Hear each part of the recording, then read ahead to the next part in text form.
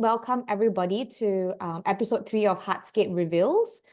And this episode, we have Haikal from I Am Possible Psychological Services, the Director and Principal Clinical Psychologist here with us today. And we'll be talking a little bit more about men's mental health. Welcome, Haikal. Hi. Thank you, Shamin, for inviting me. Yes, so I'm Possible Psychological Services. I'm a clinical psychologist, mainly dealing with adult mental health. And yeah, I'm happy to have this conversation with you today. Yes, thank you. And just like a short spiel, Haikal and I, we are like good friends as well. We were the same batch mates in our postgraduate program. So thank you for taking that leap of faith to be here with us today. I'll start off, Haikal, with just the very first question about, just anecdotally, when I'm speaking to my male friends, my male family members, right? Just anecdotally, the more commonly used emotions or emotions that's being expressed by men day to day, like emotions like I'm stressed, or I am angry, I am sian, it strangely gives off the impression that most men do not experience the variety or depth of emotions that other gender experience. What are your thoughts about this? And do you have any hypothesis about this? This comment. Well, I think you ask most men this question. I mean, not all, but quite a number of them. Like, then what emotions do you want me to feel, right? I mean, these are the emotions I feel, and we get clients. I'm not sure about you, but I do get clients that, no, I just have like these few emotions. It's either I'm happy or I'm angry, right? Anything else in between, not really there. And well, I think this boils down to this term of what we call like the emotional literacy, right? A lot of us, all of the men, they don't have that emotional literacy. I think it's due to that socialization, the way that men are being treated when they are growing up. What they are being taught about emotions are very different. And a big thing in what I do is this term called emotional deprivation, right? So what's this emotional deprivation? When when I ask my client, right, when you are feeling sad, when you're feeling angry, growing up, what do you often do? And a lot of them, and especially men, they'll go, I'll go to the room lah. I'll just, be quiet by myself, or I'll just play game. And I was like, well, if you were to share, right, what would happen, right? You share to your caregivers, then we'll just go, I don't know, they'll tell me that there's nothing to be said about lah. It's just a small thing lah. What's there to be said about? So even when they try to open up and say that, I'm feeling sad, and go like, hey, there's nothing to be said about. So it kind of numbs away their emotions, right? They just get deprived from the emotions. So how do they feel emotions when they are older, when they are young? They just get this kind of emotional deprivation. And it's also much more common, and I see because I got kids, a boy and 2 girls, right? And how the boy gets treated by, well, not me, but the people around him when he cries is very different. He'll get his grandparents telling him that, hey, you're a boy, don't cry, you're big already, don't cry. But honestly, my son is only 4 years old now, right? And even before that, they were telling him that you cannot cry, But for girls, it's like, okay, they're sayang a bit more. So that kind of emotional literacy gets stunted for them. So it's hard for them to be able to express their emotions. They just sweep it and just not understand that they have all these different emotions with them. Right. And you mentioned about that term socialization, right? Of like how unfortunately, like a lot of males are deprived, or even to even experience an emotion, or even to express that emotion, right? It's like, I think strangely, it's got to do with like this socialization. And I wonder if it's like a cultural expectation that like emotional expression seems to be a bit more feminine, or even associated to being weak. Yeah. Because these from adults, from their friends as well. I can't think of when I'm growing up a time when if I play football a lot, I get hurt, and people go like, are you okay? And I go like, oh, pain, I cannot cry, right? If I cry, and if I was like, oh, it's seriously pain. I have torn ligaments before, and what I'm being told is just, just stand up and walk it off, right? Wow. Stand up and walk. So that's the kind of socialization that men get, and so the other thing is also because of this kind of socialization, because of the people that they surround themselves with, they have less people checking in on them, right? And that's partly why I tend to have more female friends. I don't have a Right. lot of male friends. Because the female friends are the ones that will check on you and ask who, how are you doing? Mm, But the guy friends will be like, hey, let's do this, let's do that, no, and then they'll just say jokes. But they don't when if you see how girls meet and how guys meet, right? Girls meet, there'll be a lot of like checking in on each other, mm. supporting each other. Guys meet, there'll be jokes, lame stuff. I mean, it's fun, right? But if it's someone who is struggling, they will not be able to get that support from that kind of group that they are in. Right. And then you even talk a little bit about like, like group conversations between genders. Like, say, for example, it's not a mixed gender group, it's like a pure male, pure female, or right? Like a pure gender Hmm. group. It seems like the conversation for men, again, correct me, okay, if I am stereotyping, but I don't know, like that potentially seems to have this trend. I would say it's a trend, but it's not a fact. But it's this trend to prioritize independence, to prioritize strength and emotional detachment in the nature of the conversation. Yeah, I would say so. Yeah, there's not so much of that. I mean, that there is that connection. Like everyone, when they are in that social group, they want to have that connection. But in maybe not, again, not all. We are not generalizing. Mm. But in like certain men groups, that kind of independence is higher. Sometimes it's not just independence, right? There's like competition, right? I want to outdo Competition. you and all that. Yeah, right. So it's hard sometimes, really, for people who are struggling emotionally, people who want to get Right. that kind of emotional support to get them from the people around them. Right. And that cannot help. I can't help but to also think about like, in that kind, like you said, in that kind of circumstances where men are potentially struggling emotionally and they needed help and they needed support. And unfortunately, that kind of group culture, I think that kind of like conversation might very implicitly, I wouldn't think it's like an explicit, aggressive kind of thing, but it's a very implicit stigmatization, unfortunately, that potentially lead to a certain type of coping or even, I don't know, a certain type of presentation. So I wonder, Yeah. in your sessions, right, in your observations of men that you see as clients, are there like in-session behaviors or coping styles that you tend to notice a bit more in men than their other gender counterparts? Well, they tend to be detached. They tend to be detached emotionally, so, right? So they will come in, they will, like you say, they come in sian. They give very vague kind of words, right? Very sian. Yeah, it's tough. It wasn't a good week. So it will require me to engage in a bit more of in-depth analysis to understand, okay, what does this, sianness mean? What does this difficult mean? So they'll be like, it's like that, and then they will normalize, difficult, work is like that, this, my boss was being difficult, so therefore I have this kind of response, but I'm not happy, so I will need to kind of like peel off a bit more to understand like what's this emotions, and they're like, oh, is it, that's how I feel. And the thing about emotions as well is that it's not just, we normally think of emotions just sad, angry, excited, or whatever. But in one situation, right, a person can feel more than one emotions, right? Sometimes when I try to peel, then they're like, oh yeah, I was actually disappointed, but at the same time I'm afraid as well. It takes time to get them to peel off this detachment.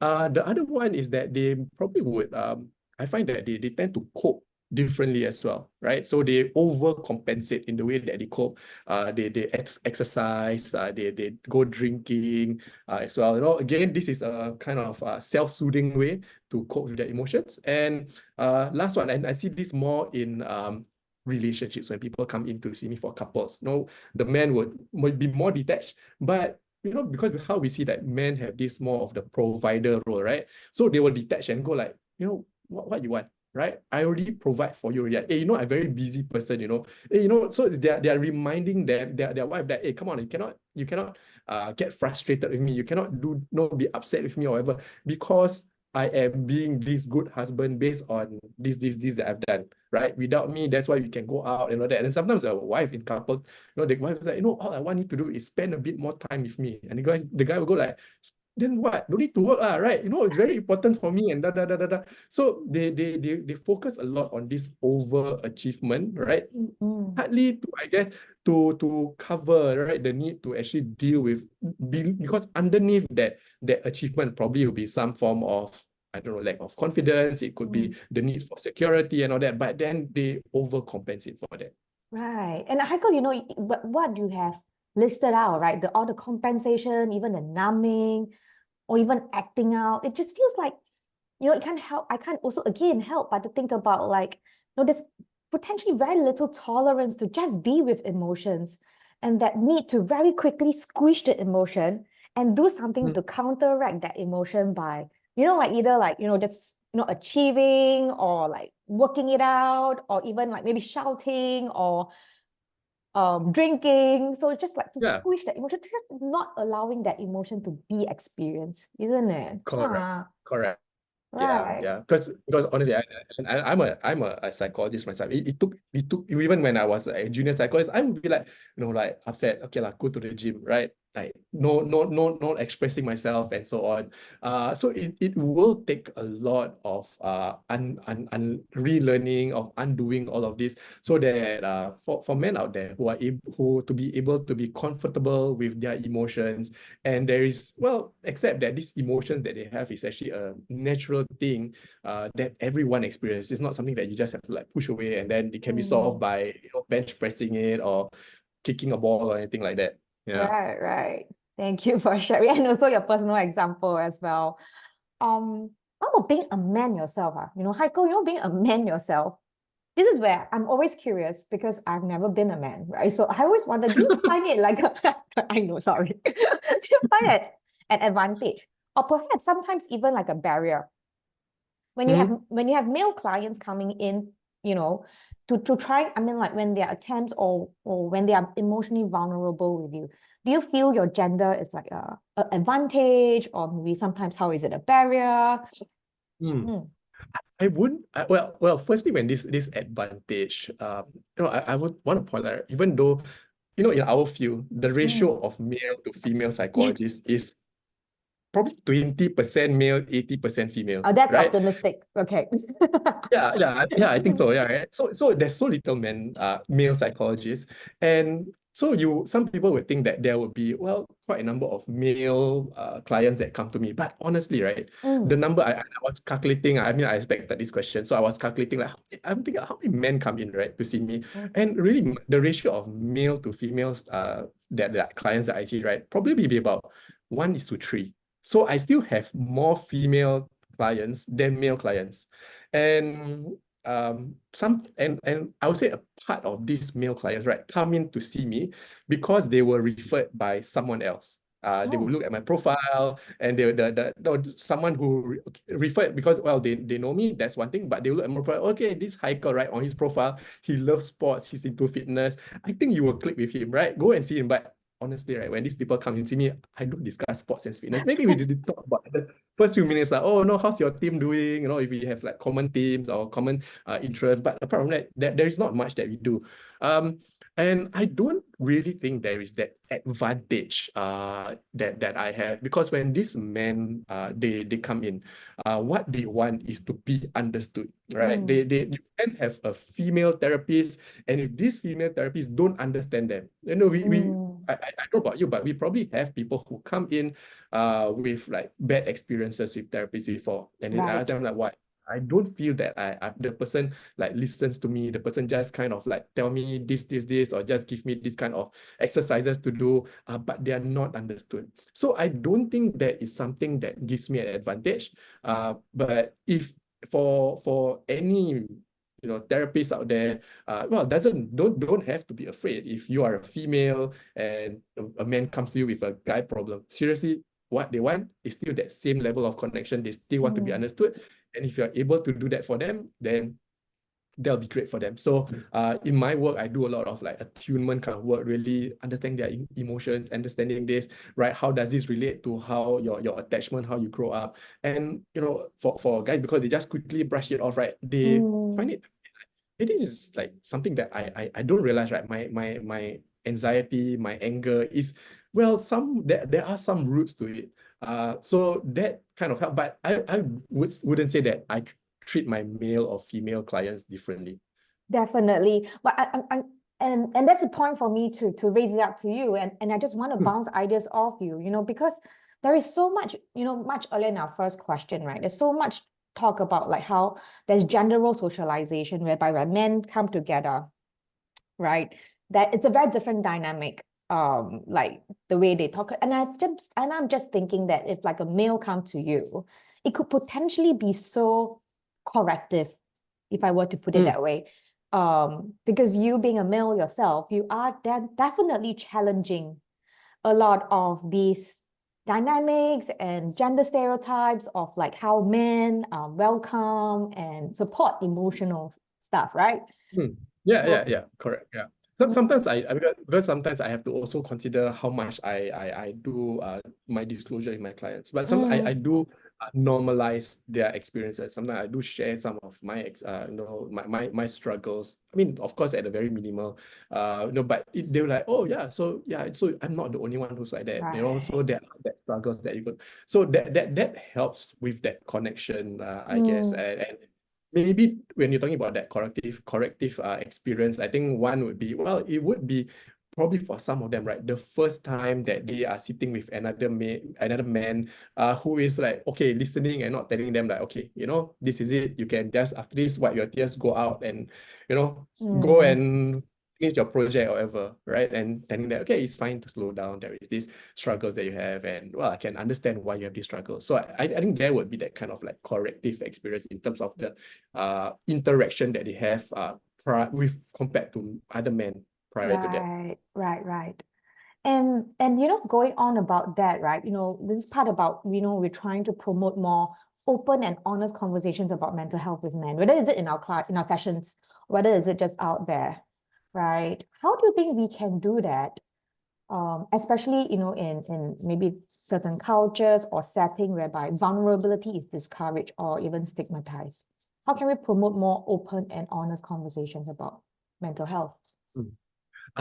Well, I think for me, I feel that the roots of it is still that socialization, right? Mm, And I think somewhat this hopefully this generation breaks that, and like, okay, this is not how you treat like the boys like that and that girls like this, and really normalizing it, because this kind of socializing is really important. It starts from young, if mm, you are, we can talk about building communities, we can have like spaces for men, but from ages, say 0 to 15, you're just constant, okay, maybe 16, right? Secondary school. You're mm. constantly being told, no, you cannot do that, you cannot do this, right?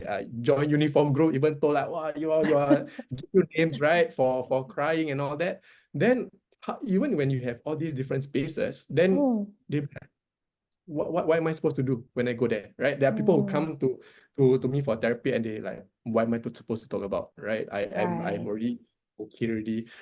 So that socialization is very important. The other thing that I think would be useful also would be like that role model, that positive role model for men. I Mm, don't think there is a lot of positive role model for men, right? And mm. emotions. I feel that for me growing up, my hero, right, was Rocky the Yes, boxer. He right. wants and how does he deal with emotions, right? He fights it out, right? He has Mm, 2 3 people in his life, very important in his life, dying. What you do? All right, that it motivates me to go training. And that's what I learned, right? Okay, you know what? This kind of thing don't hurt you, right? Don't care about it. You just have to overcome whatever obstacles that you have. mm, And the other big thing that guys see would be sports. So there is also that's how we get socialized in sports as well, right? Overcoming, just have to be strong, you just have to be better. So where does this positive male models come from? Well, I do wonder as well. mm, There are increasing numbers, I would say, like that's partly why I'm like huge into like using Avengers, into discussing mental health, because then you do see like men who are vulnerable, but in the end, mm. is of course like, they still have to smash the villains, but there are some uh improvements, I would say. But it'll be great if there are more role models out there, be it in the media or individuals themselves, Mm. who are open with their emotions. I think increasing we are seeing that, but still not really enough, I would say. Yeah. And you mentioned a really important point, and even like a personal part of you is like, how you have like a son that's 4 years old. So I think Hmm. leading by example at home too, right? So like as a man in the household, as the father, so then how do we talk about emotions? How do we experience emotions? How do we express, how do we cope with emotions. I think every father it's given a chance to even lead by example, right? I'm not saying that moms don't, but I think then men for the sons have a very big role to lead by examples. And also I guess that the part you mentioned about media representation, I think that is so powerful, and like you said, we need more of that. We need more media representation. I think definitely to challenge those gender stereotypes, isn't it? Talk a little bit more about how emotions are, talk about, mental health conditions as well. Yeah. I think if you were to think offhand, okay, I know this is very spontaneous. I didn't include that in part of the question. If you think offhand, who's the first male celebrity? Who's the first male celebrity that you can think of? That talk openly about mental health. I would think I think Dwayne Johnson. Oh, Dwayne Johnson.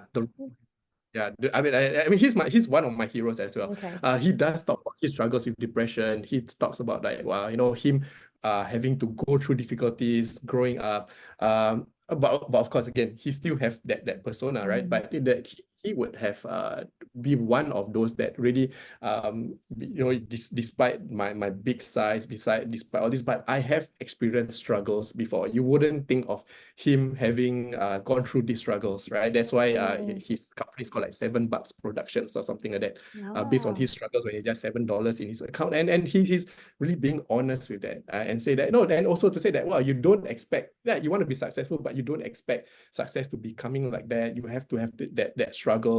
He has been depressed before, so I mean, yeah, I think that's one of that models that is coming up. Yeah. Right. I'm going to Google Dwayne Johnson. You have one for yourself? Yes, I thought of one. Ryan Gosling is the husband of Blake Lively. You know who I'm talking about? Deadpool. Yeah. So I think he's mentioned quite openly a lot about his struggles with anxiety, and if I'm not wrong, OCD as well, which I think it's brilliant, because we go back to the whole part about like what kind of emotions are men more likely to be expressing and owning, right? Most will talk a lot about anger, a lot of acting out. So addictions, I think that's more celebrities coming out talking about their addictions, but less so about fears and less so about sadness. So yeah, so that I thought of him. Yeah. Okay. Yeah. And moving on, congratulations. I just saw your media feature on today's new article. It just came out. Thank you. It came out yesterday, right? On about your inputs on crying in public, right? And I think there were parts of it that talks about like how do you respond differently? How do you respond to people generally crying in public, right?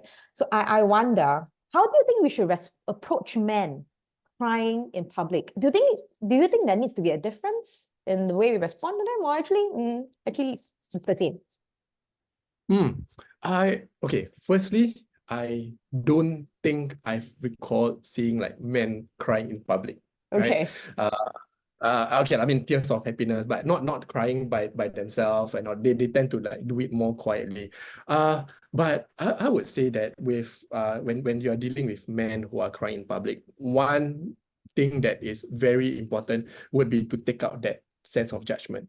Right, because when people are crying, they are being weak. They are being vulnerable, not being weak. Sorry, they're being vulnerable, right? And so that's why they have these tears. It's a natural expression, and for men, when they do that, it really means that it is something that is really causing them to be vulnerable. So when you approach them, that sense of like, okay, is this person judging me or not, is probably something that's affecting them. Just allow them to be who they are. And a lot of these struggles, in this article as well, is that generally we are all uncomfortable with emotions, with sadness, with crying, right? You see someone crying, first thing people do is take out tissue and then like cry, and then and sometimes I see it as when you take out a tissue, you give someone, it's like kind of like a signal to them, like, hey, stop crying, Yes, crying, wipe your tears. wipe your tears, calm down, then talk to me. which is actually a bit emotionally depriving as well. But a lot of people don't know that. So I just like, if my clients cry, I don't give, the tissues that you want, you reach out for that. Okay. I don't give you the tissues. And with men as well, I will just like take away that judgment, just really understanding them, listen, and maybe they just don't know what to say, then being present. So there would be a lot of overlaps with how you deal with female, but that fear of that judgment that they may have, that's something that probably we can be a bit more sensitive to. Right. And I think it's so important for us to bear that in mind, right? And then as I were to quote Haikal, as per Haikal, have your tissues ready, but don't whip them out. Yeah, yeah, It's there, but don't yeah. take it out, right? Just hold it there No, until they ask for it, or if they yeah. okay. Let them use their sleeves first, really. Let them use their sleeves first. If they need things, they will find it themselves, right? Okay. That's not, yeah. All right. And I have one more question for you, Heiko. What Yeah. advice would you give men, who might be a bit more hesitant to seek therapy or counseling while they are, they're already struggling with their mental health? How could they take the first step to get, the support that they need if they're so ambivalent and hesitant? Well, when we think about therapy, think about getting counseling, people would normally think, oh, all therapists are the same, right? But there are different types of therapies. There are some therapies which I would say myself, if I were to go there, I would not tolerate, because there are just certain things which, not me. Think of it as exercise, right? I wouldn't, sorry to like the yoga fans out there, I wouldn't want to do yoga. I would be like, oh man, this is so boring. I've tried and like, cannot do it, right? I Okay. find something that's more moving. And therapy is like that as well. Therapy, you have therapies which are a bit more somatic based. You have certain therapies who are just more compassionate. There are more therapies who are more attachment based, right? Right. Then if you are the kind that wants something that is a bit more like solution focused as well, there are these options as well, right? So find someone, look at profiles, take your time, find someone that you feel will suit you, and give it a shot. Right. So don't see it as, oh no, all therapy is the same. I see them, they will make me cry, they will talk to me and then tell me that it's normal, and then that's it. Right. So there are different. So look at what options are there are and find one for yourself. And you may ask, like, so why do I want to find a therapist for myself? I think really is a way for you to get that kind of support. And for us as therapists, we are providing our clients with this understanding or awareness of their blind spots. This kind of thing. I have clients coming to me, I hear all the different podcasts, I've read the books, but then it doesn't work. Because the podcasts, the books, they tend to be catered towards the general population, but it's not really like unique towards you. So find someone that, you see that, okay, this is like my problem, right? I have like this childhood trauma or whatever. Find someone who's like that, right? This person, this is how they deal with things.